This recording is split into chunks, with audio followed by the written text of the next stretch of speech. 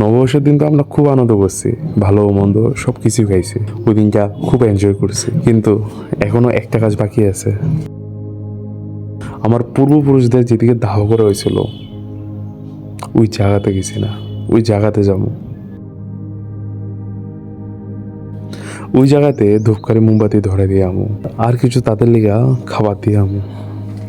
আমাদের বংশে যতজনই মারা গেছে সবাইকে এই জায়গাতে দাহ করা হয়েছে। আমি কোনো সময় আমাদের হিন্দু ধর্মের বেদ, পুরাণ, ভগবদ গীতা তা কোনো কিছুই পড়ছি না, কিন্তু একটা জিনিস জানি যে কয় আত্মা কোনো সময় মরে না, আত্মা সবসময় অমর থাকে। তো আমার মনে হয় তারাও কোনো সময় গেছে না, তারা এইদিকেই কোনো না আছে, কোনো আলাদা অন্য রূপে।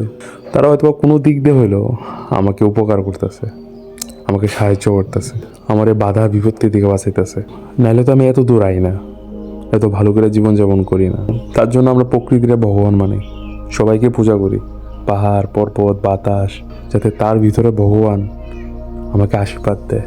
পাহাড় পর্বত বাতাস আকাশ সূর্য সব কিছুর মধ্যে ভগবান আছে, আর সব কিছুর মধ্যে আমার কাছের মানুষরাও আছে।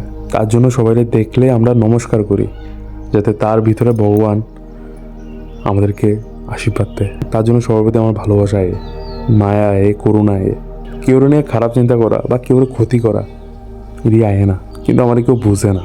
এটা আমার সবচেয়ে বড় কষ্ট। আমি কীরকম, আমার নেচার কীরকম, তাদের মতন আমার বানাইতে চাই। আচ্ছা, আমি আমার নিজের মতন করে থাকতে চাই, নিজের মতন করে হাসি খুশি থাকতে চাই।